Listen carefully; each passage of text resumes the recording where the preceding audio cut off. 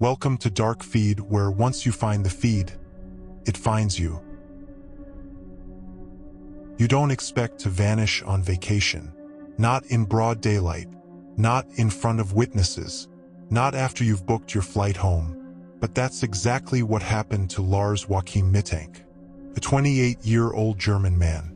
A football fan. Healthy, smart, quiet. On holiday with friends. He didn't disappear from the wilderness, or from a party, or from the middle of the night. He vanished from an airport, in front of security cameras, and was never seen again. This story starts on June 30th, 2014. Lars Mittank traveled to Varna, Bulgaria, a resort city on the Black Sea, with 5 friends from his hometown of Itzehoe. They were there to enjoy the summer. Beach bars, cheap beer, football, late nights. The kind of vacation you don't write home about. Just sun, noise, and laughter. The group checked into a Golden Sands resort, a stretch of beachfront infamous for its wild nightlife and clubs that never sleep. Lars wasn't a huge partier. He drank occasionally, supported Werder Bremen, and kept mostly to himself. But he was excited to unwind. They all were. The trip started normally. Beach days, bars at night, local food, soccer games playing on TVs across town. But on July 6th, something changed. That night, Lars and his friends got into an argument at a bar. The story is murky, like so many parts of this case. Some accounts say it was about football, a disagreement over Lars' favorite team, Werder Bremen. Another group of men, possibly Bulgarian locals or rival fans, confronted him. A fight broke out. Lars was punched in the head.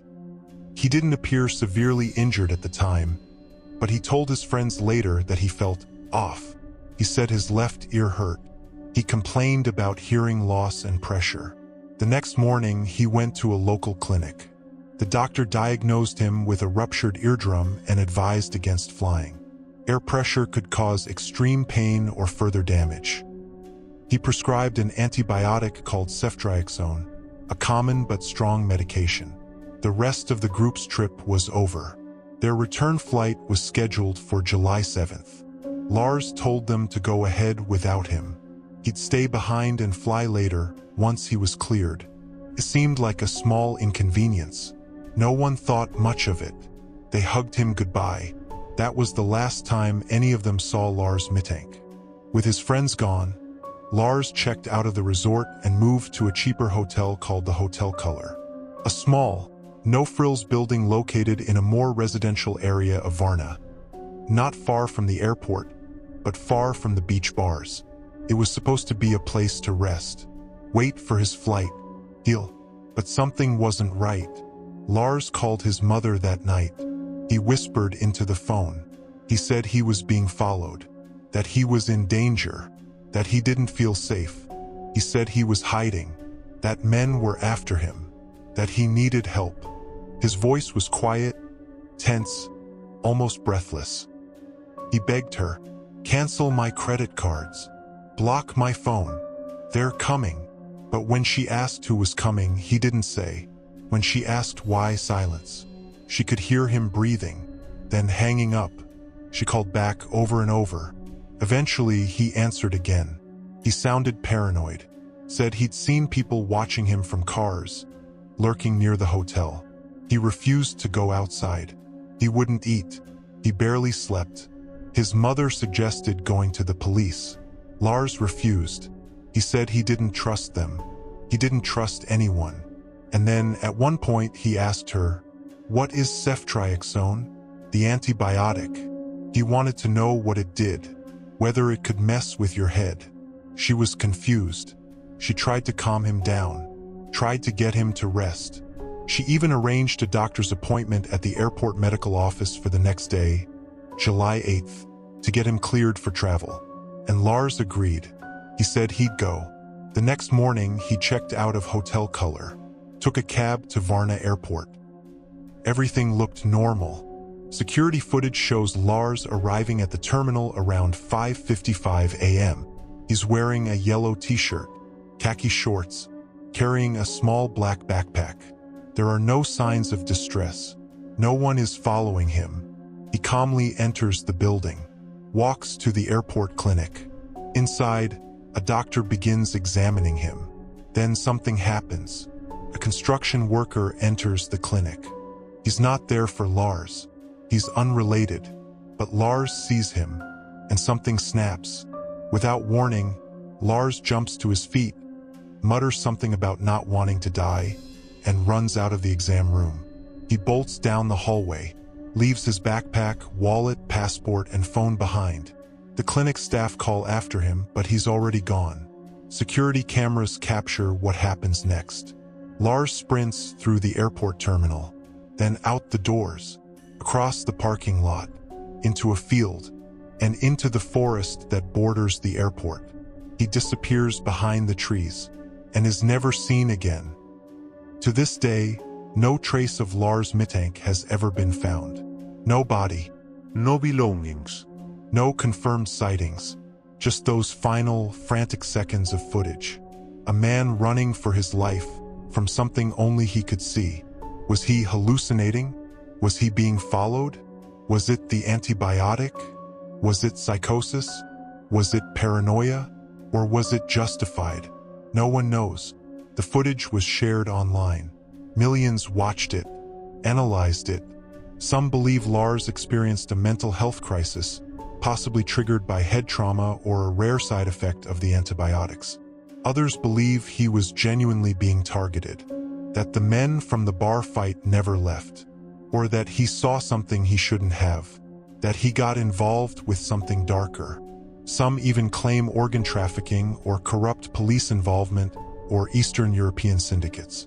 The theories keep stacking up, but the facts remain frozen in those seconds of video.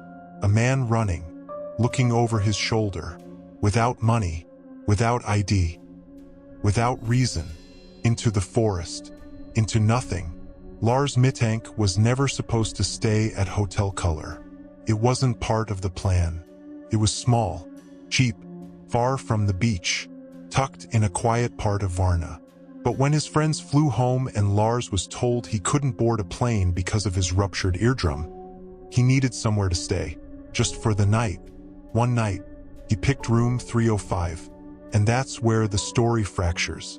The man who entered that room on July 7, 2014, was not the same man who had spent the week drinking by the sea. Something had shifted, and it wasn't just in his ear. What we know comes mostly from his mother.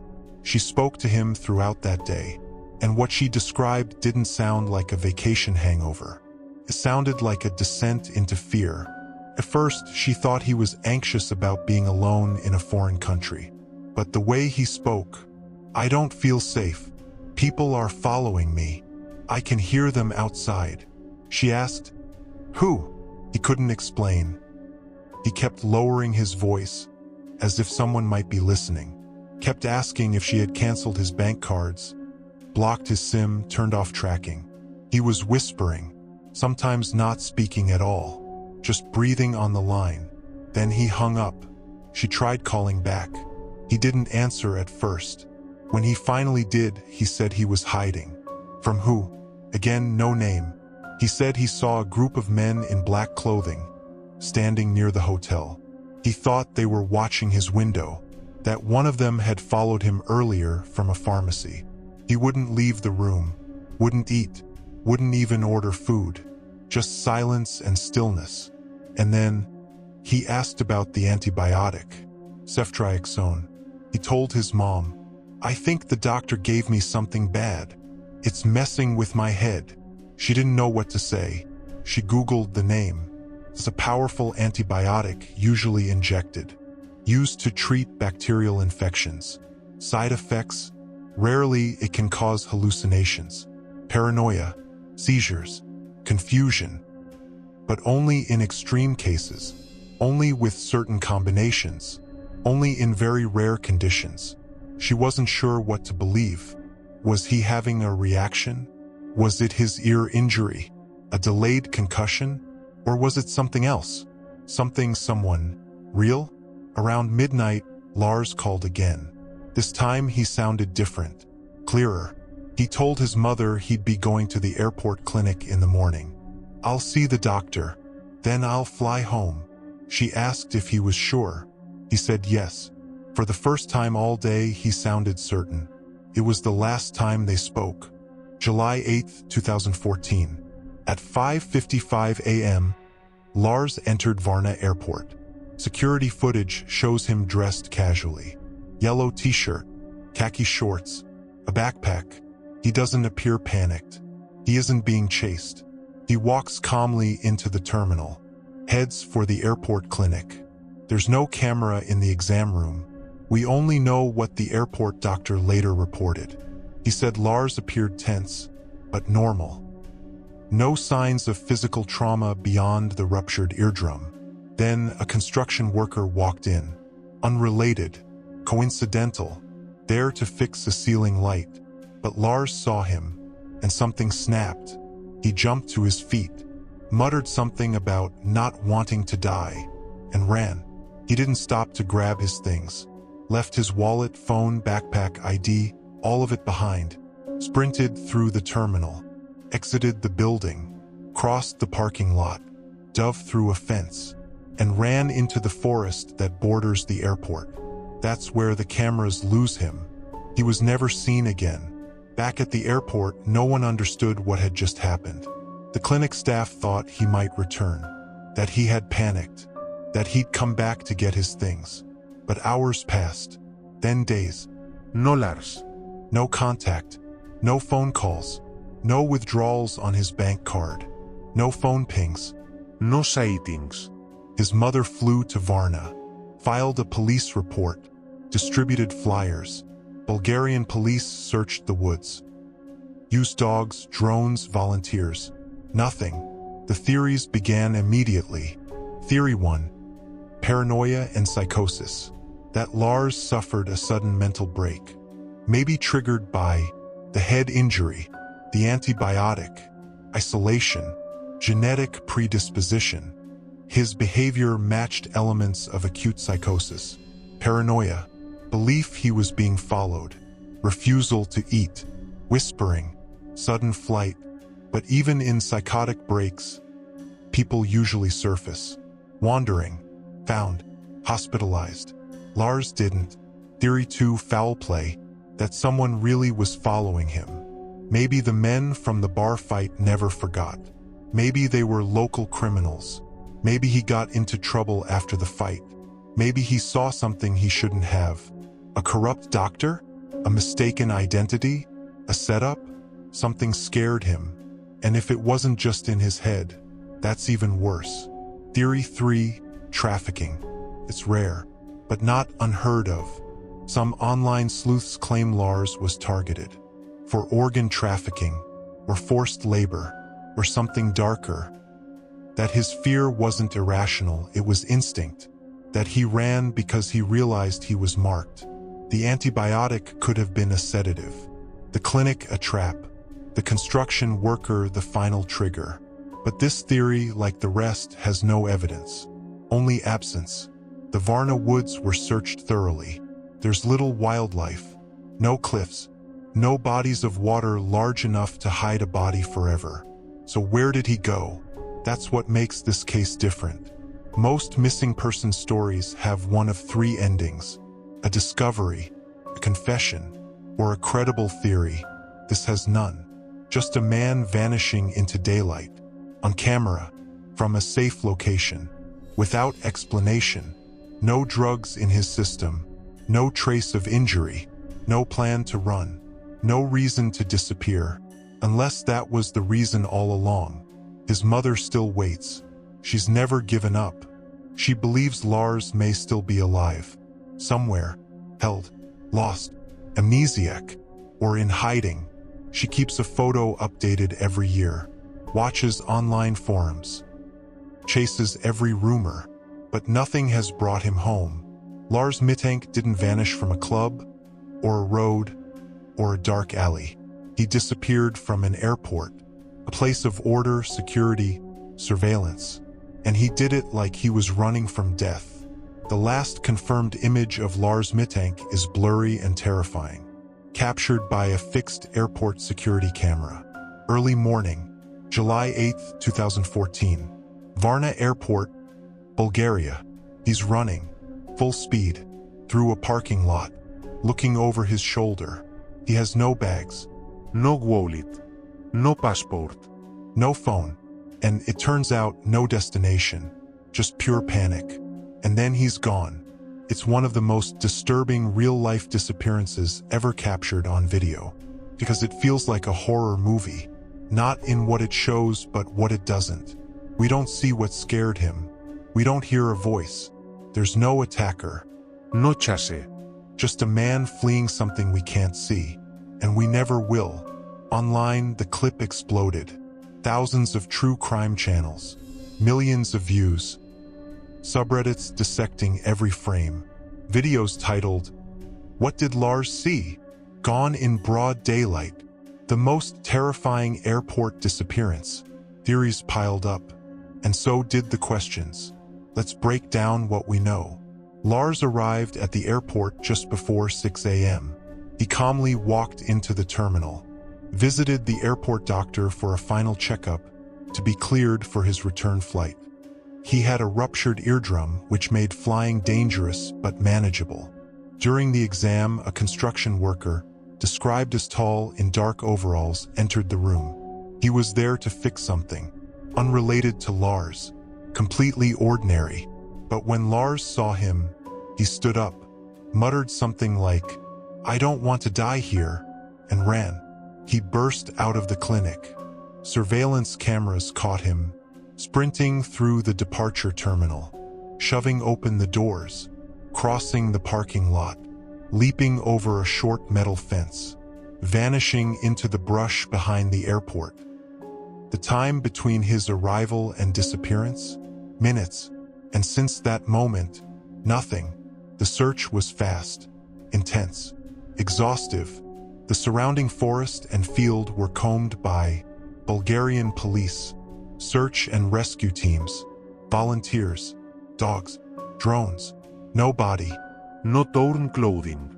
no signs of struggle, no fresh tracks. It's not deep wilderness. There's no vast mountain range, no ocean cliffs, just light brush and trees. If Lars had collapsed from dehydration, exhaustion, or injury, he would have been found. But he wasn't. So what happened? Let's explore the most prevalent and most chilling theories. Theory 1, mental breakdown. This is the most widely accepted official explanation. Some psychiatrists and investigators believe Lars suffered an acute psychotic break, caused by stress, isolation, possibly his head injury during the bar fight, or a reaction to the antibiotic ceftriaxone. Psychosis can trigger delusions, intense paranoia, visual or auditory hallucinations, the feeling of being watched or hunted. It would explain his whispered calls to his mother, the belief he was followed, the sudden bolt from a harmless man in overalls. But even if it were psychosis, where did he go? People in psychotic states rarely vanish completely. They are found, eventually, in hospitals, jails, on streets. Lars never was. Theory 2, real threat. This is where things get darker. What if someone was after him? His paranoia wasn't a symptom, it was a response. Let's walk the timeline again. Lars got in a fight over football. He sustained a head injury. He was treated by a local doctor who prescribed an unusually strong injectable antibiotic. After his friends left, Lars checked into a cheap hotel in a quiet part of the city. He began making whispered phone calls, saying men were watching him. He mentioned a pharmacy where he saw someone following him. He refused to eat. He insisted his mom cancel all his cards. This is more than anxiety. It sounds like someone who believed deeply that he was being tracked. Now, Varna is a port city. Bulgaria has known organized crime groups. There are documented cases of tourists robbed, drugged, or lured, corrupt local figures targeting vulnerable foreigners, trafficking through Eastern Europe. Could Lars have been targeted? Was he involved in something criminal without realizing it? Did he see something or say something? Was the bar fight random or a setup? His reaction to the construction worker is especially strange. If this was a delusion, it was precise. But what if it wasn't? What if Lars recognized the man? What if he'd seen him before? On the street or near the hotel or outside his window. His flight was booked. He was going home. And then he saw someone from his nightmares and ran. Theory 3, he's still alive. Rare but not impossible. Some believe Lars survived, that he's still out there, living off the grid, with amnesia, or in captivity. In the days after his disappearance, no confirmed sightings were made. There were occasional unverified reports, none confirmed. Could he have made it to another country? Could someone have picked him up in the woods? Could he have willingly disappeared either in fear or as part of something bigger? It's possible, but highly unlikely. No passport, no money, no identification. He would have needed help or a plan. And Lars didn't seem to have either. The internet's role. Over the years, his case became digital folklore. YouTube channels dissect the security footage frame by frame. Some say he was drugged. Others believe in targeted abduction. Some even claim supernatural explanations. He was a time traveler. He slipped into another dimension. He was part of an experiment gone wrong. But all of that is noise. The only thing we know is this: a man ran from something, and he never came back. Lars's mother, Sandra Mittank, still searches. She gives interviews, funds searches, updates his image with age progression software. She believes her son is alive, somewhere, maybe held, maybe injured, maybe hiding, and until his body is found, she won't believe he's dead. What makes this story so disturbing isn't what we see, it's what we don't. We don't see a crime. We don't see a body. We don't see violence. We just see a man's moment of terror, captured in perfect clarity. A man turning his head, eyes wide, and fleeing like death itself was behind him. He didn't disappear in the dark. He disappeared in the light, among witnesses, under cameras. And if someone can vanish like that, anyone can.